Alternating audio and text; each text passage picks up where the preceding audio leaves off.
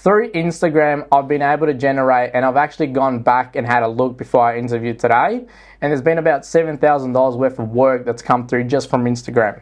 You need to be proactive. You need to be very, very proactive. So welcome back to the Jim's Mowing and Jim's Group podcast. We're very lucky to have Enoch in from Jim's Mowing, Reservoir Central as well, and hopefully I got your name right. I know I keep stuffing it up, but we're going to keep this in there. But we met you back in March, and we did a little quick interview with you in March, and you were pumped up, ready to go. And I always say to people, reach out if you're happy, and hopefully we'll get you back on to interview. And you've been kind enough to come into the studio today, so we're really happy because I know you're a busy man. So let's get straight into it. So how's it all been? It's been really positive. I think when we had the interview was back in March. So fast forward, it's been 5 months now in terms of when we started in business operation. And in the last couple of months, it's been really, really positive actually, which is great. And has it married up to what you thought it was going to be to where you are now? Has it met the sort of expectation? Yeah, absolutely. Yeah. It's probably slightly above that as well. It's exceeded that also, which is really great. Yeah. Like I said, in the last couple of months, it's been really good. Interesting enough, I've been able to put on one casual staff member on already, so which is really exciting. It's a bit of a new field for me. Obviously, coming from real estate into this now, so it's been really good. And how's the body holding up? The body's holding up good. The body's holding up good. I've definitely gotten a little bit stronger in terms of stamina. That's also increased as well, which is great. But overall, health-wise as well, I think being out there and working outdoors is definitely a benefit. Yeah, how long did it take you to adjust? Because everyone's got a different time for adjustment period, and how long did it take you to get used to it? Look, I think in the third week I was pretty good. I sort of adjusted. My body was at that point where it's like, okay, we know what we're doing every day, and it sort of gets ready and set and go. About 3 weeks. Now, everyone always goes, how much money will I make? Or you don't have to say exact profit or anything, but revenue-wise, you've been happy with what you've been doing? Yeah, more than happy. Right. It's so interesting where you can buy into a franchise and such early on you can do such big numbers. Like most people think being a real estate agent is very lucrative. Let me tell you what, this is very lucrative, so which is really great to see. Look, if we sort of have a look at my biggest month yet, it was actually my third month being in May, and we just ticked over $21,000 in turnover. Wow. So, which really surprised me, which was a bit of a shock. Like I say, buying into something so early on, but then having the opportunity to do that sort of number, incredible. Now, does Jim take 30% of that income, or what's the fee? Jim doesn't take any percent of your income. You've just got your set franchise fee, which is very, very minimal in comparison to the sort of numbers that you can do. That's what I was going to say, because obviously, we see all the comments online all the time, and you get a lot of detractors saying that. So, do you think you get value for what you're paying in terms of a monthly? Absolutely. Yeah. The biggest thing when I can go out and meet a client, the biggest thing that I see and the positive is the branding behind it. Obviously, being new into the business, but having that brand behind me and the knowledge to go out and actually do the work, it's such a powerful aspect to have. And you would know, because your background was as a real estate agent, so you know all about presentation and brand and all that sort of stuff. So yeah, absolutely. And is that and how's that background helped you in what you're doing now? It's definitely helped me in terms of when going out and actually meeting the client, asking the right questions in terms of what sort of work they need done and how we can go about that. And it's creating a bit of a plan for them as well to look. It's not only just having done the job, but what is the post procedure in terms of looking after that particular project.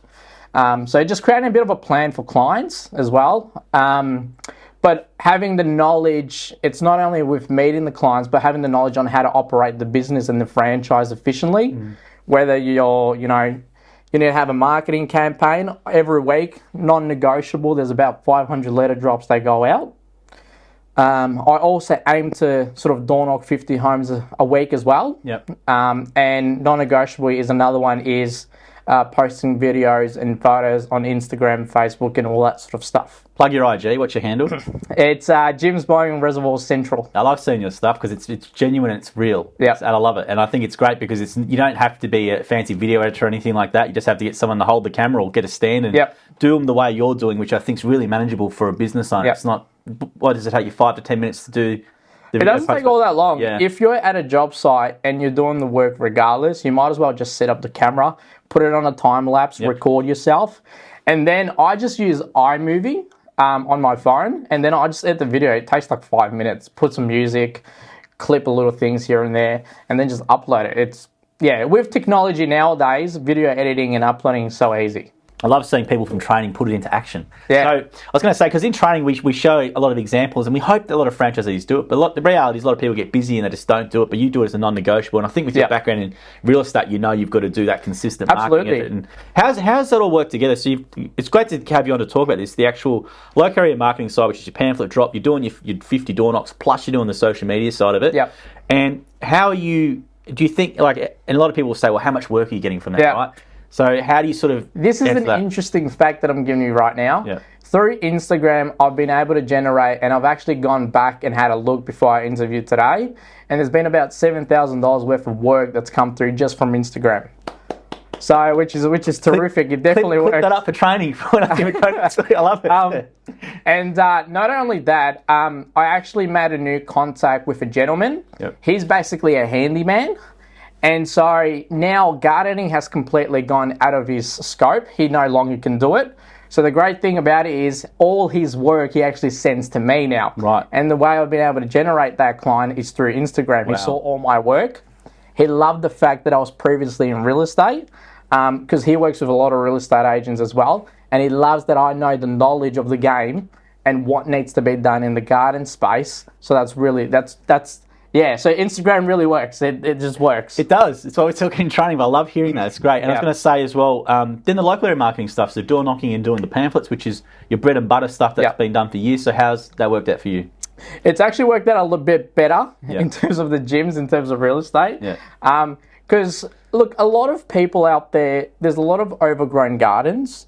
And if you were to go and door knock and meet these people and just offer a free quote, a lot of time you actually get them. And if you can offer a then and there service, that even increase your chances more of securing that client. And then typically you can turn that client from a single to a regular by just asking the question, hey, do you have anyone that actually comes on a regular basis and looks after your lawns for you? Yeah, and that's a great. I think it's a great skill just to do, and just getting over that fear of doing it. I think you've got such a good background in real estate doing it. You have to do that, right? Whereas a lot of franchisees, I think they put it off and they sit on their hands and wait for 50 leads a month. Can't do that. Yeah. So have you been happy as well with the work coming through the system for yourself too? Yeah, the work's been great. There's a lot of leads coming through as well, which is great. Yeah. Go back on my first day, I was so scared because my phone just kept going ding, ding. I'm like, oh my God, what do I do here?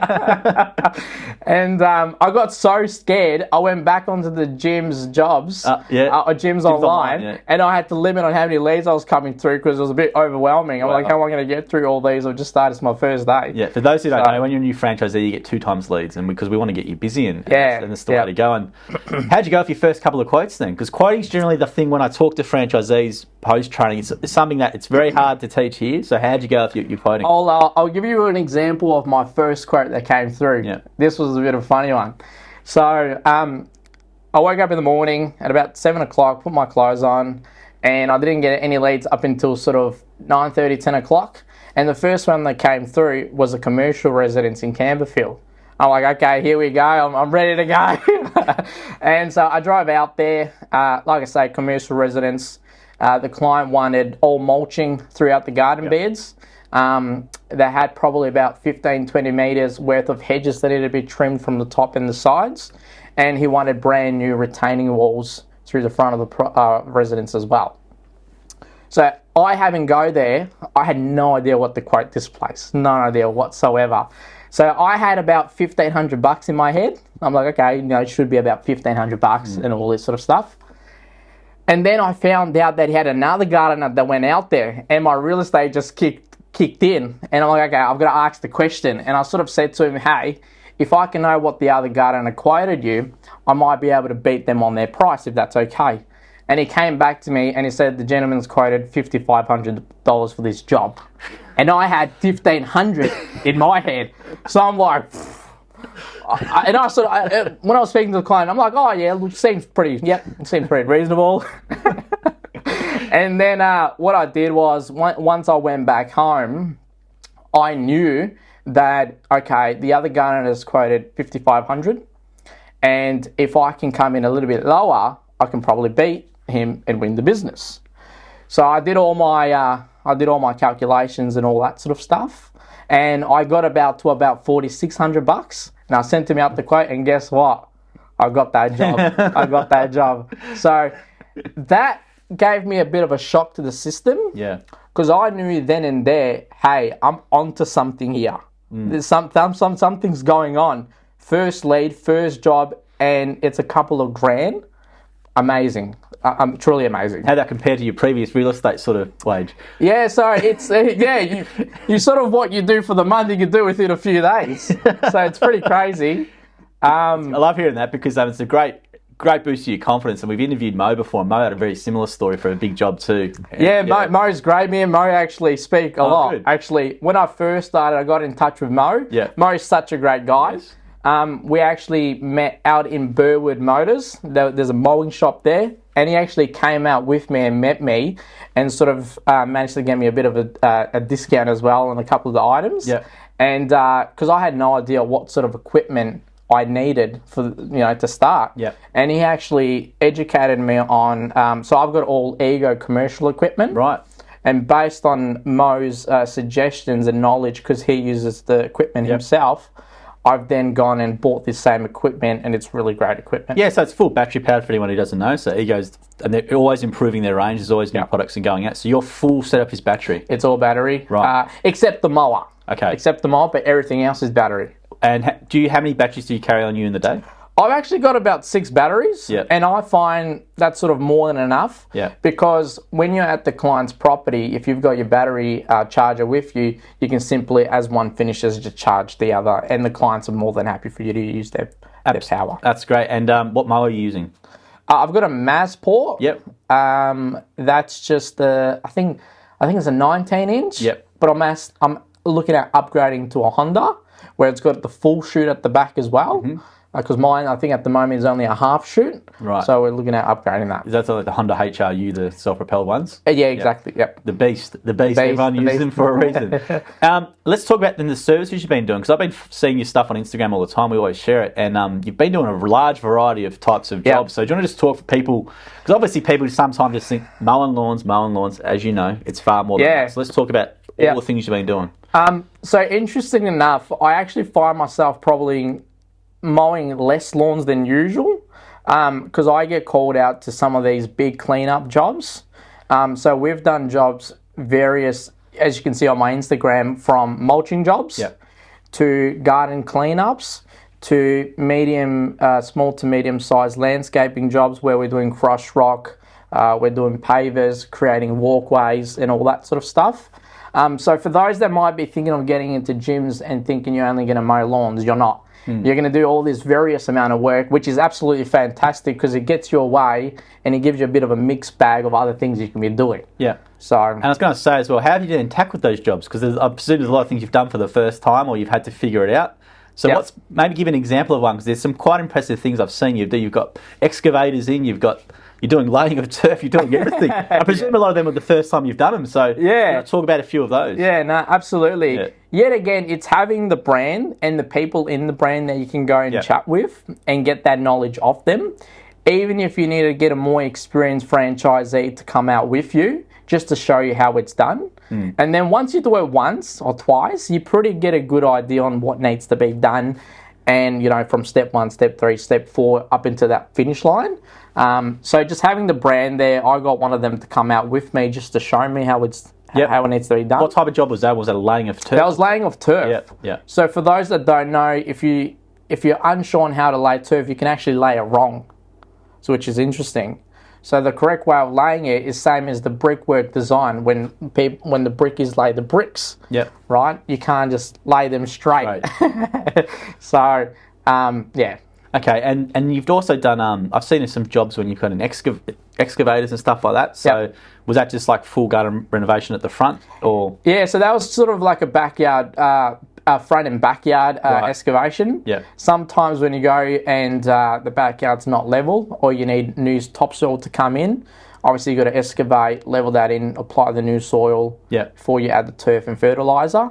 So yeah, we've done some pretty big stuff, and that's why you'll see excavations and trucks and all that sort of stuff coming through. How'd you go? And what was the first job like that? Because that might have been pretty scary doing that. Like you get that big job and you think, how do I quote it, and who do I get in to actually do the excavation? Yeah, absolutely. Stuff, so. Yet again, it goes back to using the people in the brand. Yeah.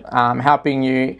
So me and Mo chat a lot. Good. He's sort of my go-to when I need a bit of help, because he's been in the game for about 7 years. Yeah. It's been a few years now. And he's got a really good scope on what needs to be done, how much you should be quoting per square metre, what sort of supplies you should be using as well. Near me, since I own the reservoir territory, I've got a supplier in Thomastown. The name is Dalton Street Supplies, and I use them for my mulching, crush rock, and all that sort of stuff. Yep. And then I get my turf from elsewhere. Now, you've been building your business during colder months, right? It's been very dry in Victoria as well. So what's some advice for other franchisees in regards to doing that? Because sometimes, it's great that you've hit the ground running, but sometimes people don't. So what would you we've talked about what you've done, but what's some maybe other advice you'd tell them? You need to be proactive. You need to be very, very proactive. If there is a day where you haven't got any jobs lined up, or there hasn't been any sort of leads coming through for whatever reason, you can't just sit at home and just sit by. There's a lot of things you can be doing. Like I say, for me, there's a non-negotiable. It's 500 letter drops and 50 door knocks for the week. If for whatever reason I'm finishing at 12 o'clock, I'm not going home. I'm not going home. I'm out there, I'm door knocking, I'm doing my door knocks, making sure I meet my KPIs for the week. Yeah. So you just need to be very proactive. And there's other platforms you can get on, such as High Pages.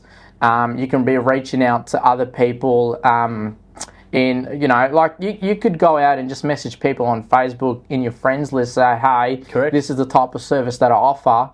Could I give you a free quote on whatever may be? Yep. So there's a lot of other things you can be doing. It's just you can't be lazy.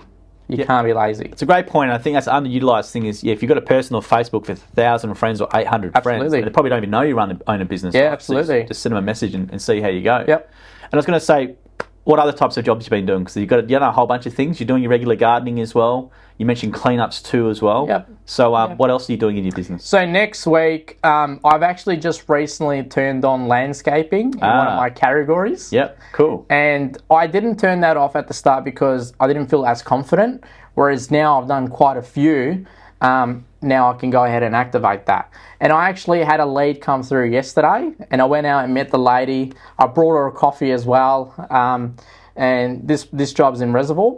And so what she needs done, she's a bit of an older lady. So she wants to make the backyard a bit more safe because she doesn't want to hurt herself when walking around or putting clothes in the clothesline. So what we're going to do is we're going to do all crushed rock. We're going to level the backyard out. We're going to do some pavers so she can walk and easily have access. She's got a few garden beds as well. She wants that all ripped up. She wants a weed mat down, new soil, new plants. And so that's going to be an exciting one to do next week. I'm going to do a video for that one as well.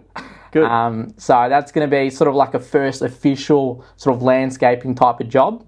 Awesome. So that's going to be pretty exciting. Well, it's great how you're taking on all these new types of jobs and expanding your scope, and I think that's massively and obviously helping with your profitability. And a lot of those things as well online is about expenses we get. So what are expenses that are generally associated with running your business?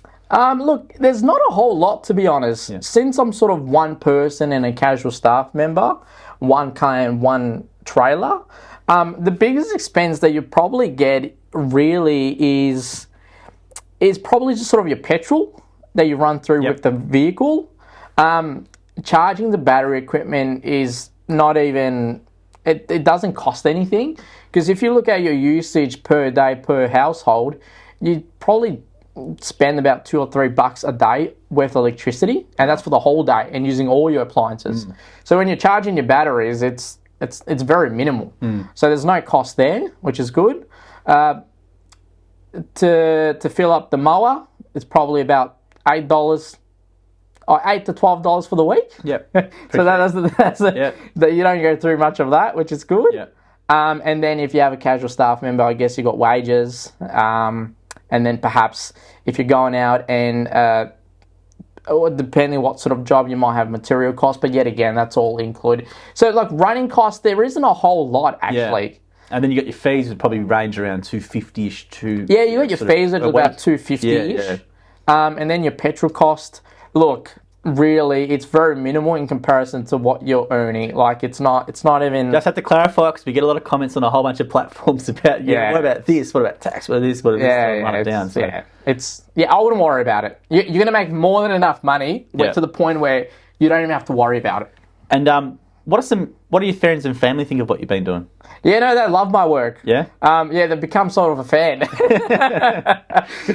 So they always sort of go on my Instagram. They love when I post things on Instagram, like the reels and all that sort of stuff, because they sort of look forward to watching it every day when I do post. It's like, oh, he posted something new, and they always sort of click on it. Oh, good. Yeah, they're a good support. They love it. And what's your plan for your business then moving forward? Because you've obviously hit the ground running. You've got you someone who wants to just grow with staff, or are you happy doing what you're doing currently? What do you want to do? No, look, like I said, when we first caught up in March, my goal with all this is to grow into a large-scale business.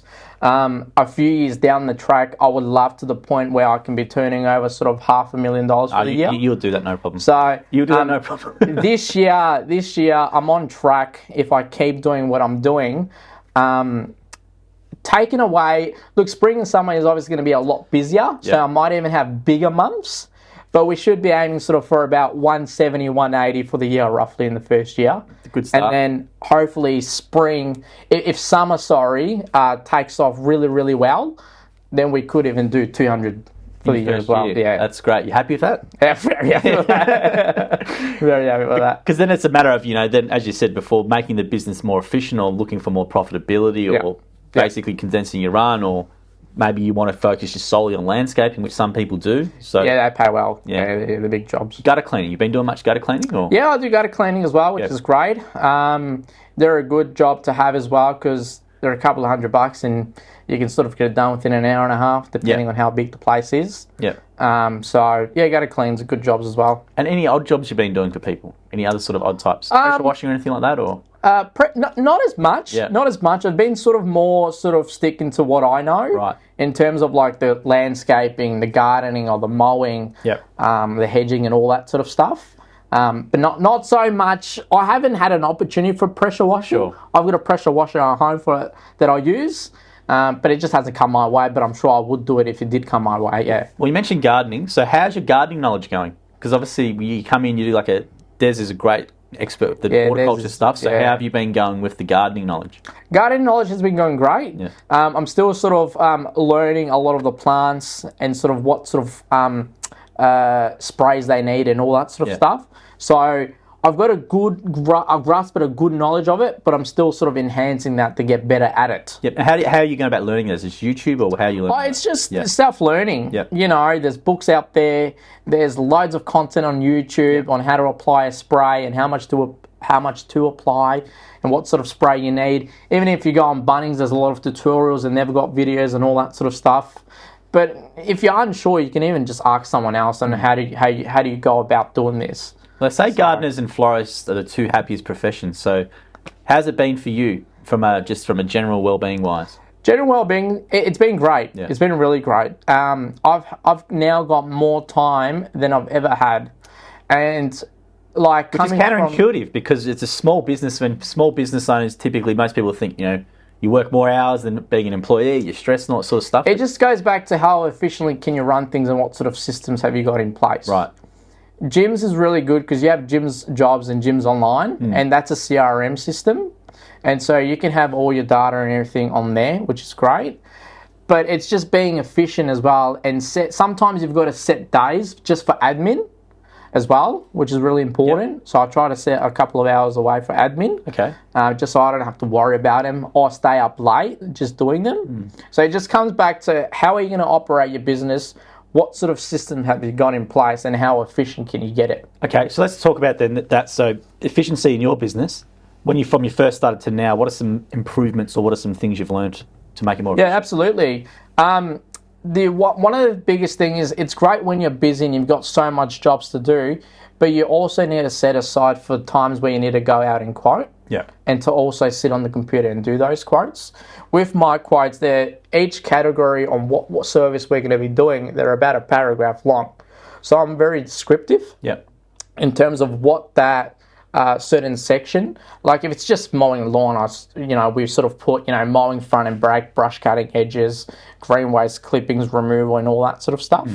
But yeah, I try to finish my jobs by sort of 3 o'clock. That way I've got an hour or two where I can run around and do the quotes. And then when I get home at about sort of 7 o'clock, I do my quotes and I write them up. So I find that works well for me, which is great. But yet again, that's not to say that you can't finish earlier. You're a business owner, you can set your own schedule, you can finish whenever you like. And then just to have a bit more time. But for me, I've got no family just yet, too young. And so I do invest a little bit more time a bit later in the day. And what about upselling? Because I presume you do a lot of upselling. You're good at obviously converting quotes. What's some advice around that for other franchisees? It's just having that knowledge that you can then translate onto the client. If I'm going to a property and we're just doing a lawn mowing, and I'm walking around and I can sort of see there's moss or there's a build-up of debris in the gutters, well then, I'll say, have you actually, when's the last time you had your gutters cleaned? Because by the looks of things, it looks like they're built up, and coming into winter, you're going to get a lot more build-up because of wind dropping in, debris, leaves and all that sort of stuff. And a lot of time, you actually win that business as well because you're there. You've given them the advice. You've highlighted that area as well that is a concern. And especially with gutters, if they've got a build-up of debris, leaves and all this sort of stuff, and we come into the warmer months, it could lead to, fire dangers and all that sort of stuff. And that's not something they want to worry about if it's only going to cost them, however much to get their gutter cleaned. Now, hedges. There's a lot of nice hedges I see on your Instagram and stuff. How do you do a hedge? Like, what's your method for it? Well, I like to use my extension pole as well, as opposed to the sort of a smaller one. So I like to get that out because it gives me a good view of sort of how I'm going about. I first start off with the sides. I like to get the sides right, and then I go about cutting the top as well, and I like to box it. So I've seen your stuff on IG. Some nice hedges and some nice gardens you work in as well. Training. How's the training then hold you in good stead? Because a lot of people, when they come to do the training, they think they're going to learn how to use a line trimmer or they're going to learn how to do the mowing here when it's the complete opposite. That was a bit like me when I thought, it's all class-based, right? So how'd the training then hold you in good stead? And the second part of that will be the technical side of because it would have been new to you. How long did it take you to feel comfortable with that side of it? About a month or so. Like when I first sort of came through the training, I thought we were going to be lawn mowing out there. But it was none of that. It was about how to operate your franchise, how to go about generating extra leads, and how to run your business and make it profitable. I've still got those USB sticks that you actually gave us, and that has heaps of content on there. But not only that, I think it had a bit of content from when the accountants came through and all that sort of stuff. So it's been really good to actually just to plug that in and go through all the pages and look back as a revision or as a sort of reminder for yourself to go back and be like, oh, okay, this is what Joel said. Oh, this is what Des said. Oh, this is what everyone else said as well. It's like, oh, okay, that's what we need to do. And it's a good reminder to go back and look in terms just to help you run your franchise more efficiently and better. Yeah, because I think people, they're right. They come in. I'm going to go to Jim's HQ. I'm going to learn how to back a trailer, and I'm going to learn how to use line trimmer and stuff. And there's multiple reasons why it's a good idea, but it's also a bad idea if you've got to have 40 different things and there's liability issues, and I don't know if insurance covers it and stuff like that. And there could be a few issues, but I think the technical side of it then. So you said it took you around a month and a bit to pick that up. So what was maybe the hardest aspect of the technical side of it? Was it in terms of what was the hardest thing for you to get right or to learn? I think it was more sort of just getting my head around the equipment, actually. Learning on how to use the mower, how to change the wire in the whippersnipper. There's nothing wrong with that. I struggle with that at home, and I've been here for 14 years. It's like, I can't get it in. Why's it not going in? I still struggle with that a little bit. Yeah. It gets caught. I'm like, oh my God, I have to reassemble it, put it back together and get the cable in there. It's funny, I'm so amused because when I got on the day on the road with Mowing and Matt like that, and you always see him whacking it and then just really quick, and I try and do it at home and I completely stuff it up and it's coming out and look, sometimes it works, sometimes it doesn't. Like, okay, let me hit it on the angle, and it's like, no, it's not coming out, I've got to reassemble and take it apart. And one of the other biggest thing is I never ever drove anything at the back of a trailer. Yes. Like, I've never driven a trailer ever. Right. And so my first day chucking the trailer on, I just picked it up from the manufacturer. Yeah. I'm in the car, I'm driving, and I can hear this boom, boom, boom, boom. I'm like, God, that's not good. What's that? But then I actually called Mo. I'm like, Mo, is the trailer meant to be like hopping up and down, and I can feel the chassis moving and all. It was so new to me, and I had no idea about this whatsoever. And then I called Mo. I'm like, is this normal? He's like, yeah, that's completely normal. And my franchisor, John Formosa, he actually came out and had a look at the trailer setup, making sure the ball was tight right and everything was all connected correctly. So that gave me a bit of peace of mind when he came out and said, yep, no, it's all good, mate, don't worry, it's all normal. And has it been driving around Melbourne with the trailer then? Because it's been really good. Yeah. Sometimes you do have to check on where you're going to quote a job. Yeah. Like if it's in a court location, is the ball big enough where you can swing the trailer back out? I tend to do quite a bit of work in like Brunswick, Northcote, where it's very narrow. Hard, yeah. So you got to be really careful, especially like where you're parking. Yeah. Because sometimes people can even park directly right behind you. It's like, well, how do I back out now? There's no space. So I've actually got a stick on there saying, please park at least 2 meters behind. Yeah. So it's things like that. You've got to... I feel so... in the inner city guys, they do have it tough with the trailer. A lot of them actually will go to a ute with the cab on the back. I know. I've seen a few. Yeah, a few of the cab go on that sort of setup. I know in Sydney, the boys, a lot of them use vans. So in Sydney, it's similar.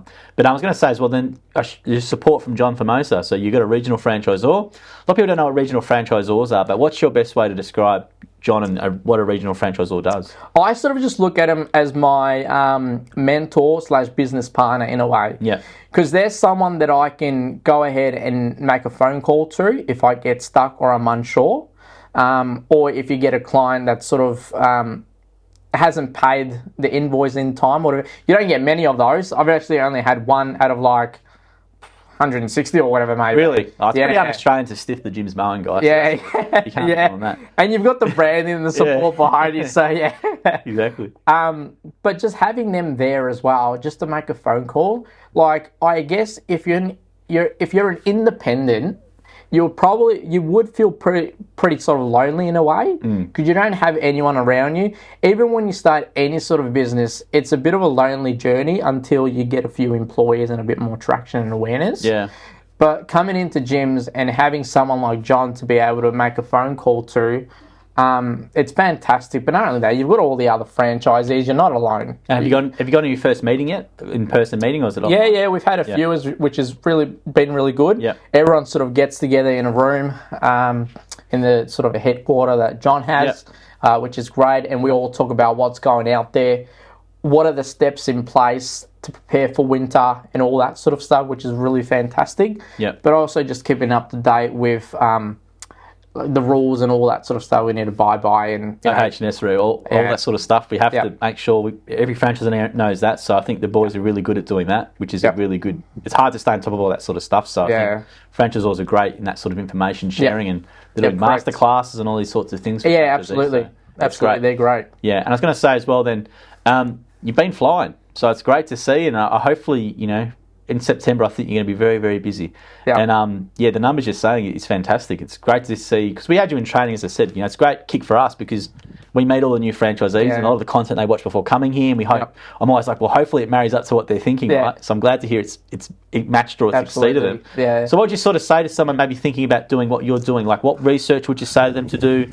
What advice now would you give to someone looking at maybe doing in terms, because there's a lot of fear. You would have had a lot of fear. Yep. And but now you're on the other side of it. So look, I think the biggest thing for most people is just having that fear to make that step. Yeah.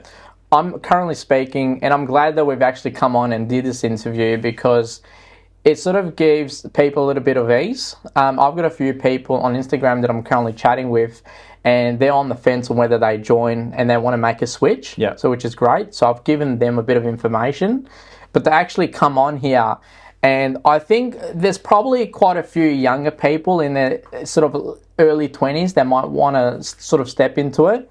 My suggestion is actually just go and do it.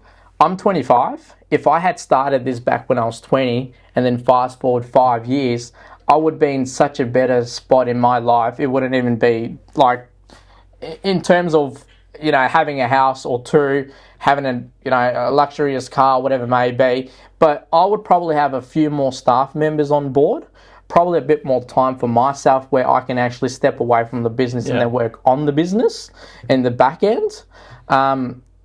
So yeah, for anyone that's wanting to sort of get in, obviously do your research, speak to a few other franchisees that are currently operating, someone such as myself.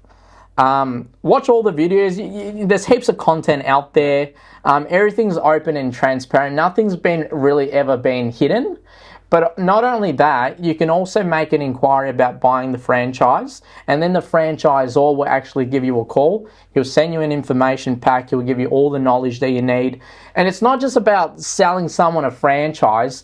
They really do give you in-depth information of what the reality is going to look like and whether it's right for you. So it's not just about selling a franchise to someone. You've got all that information there. It's all there. You just need to look for it. It's all there. Yeah, and you're only 25. I thought you'd be older, so you're doing well, mate. It's good. But 25, you're ahead of a lot of other people your age. And I think with AI coming over the next 5 to 10 years, I think home services, if you're a young person, young boy or girl, I think just it's a good option. Yeah, and there's one other thing that I believe as well. Australia is a blue-collar country. If you're not afraid to get your hands dirty and work a bit of hard yakka, there's a lot of money to be made. Yeah. So absolutely, because no one wants to do that anymore. No one wants to do it. Exactly right. And we've got the brand, you've got the reliability, but your interview will help a lot of people, and we appreciate you coming out as well, and you do a great job on Instagram. So do you want to plug your social handles again for other franchisees to look at? Yeah, so if anyone wants to reach out and have a look a bit of the content that I create, or they might want to ask a couple of questions, just go on Instagram, Jim's Mowing Reservoir Central. I'll come up. Yeah, you will. Yep, you do a great job. And then just follow me, send me a message if you like. You're a good man. We appreciate you coming out today. If you are watching this and you enjoyed it, please leave a comment, subscribe. Make sure as well you chuck Enoch a follow on Instagram. Hopefully I got you now. Keep stuffing it up. It's a difficult name. We can blame mum and dad for it. But because your background's Macedonia. And but yeah, if you are interested, please make sure you reach out 131546 or jims.net or jimsmowing.com.au. And we appreciate you coming in today. Really enjoyed the interview. Will help a lot of people as well. Appreciate it. Thank you, mate.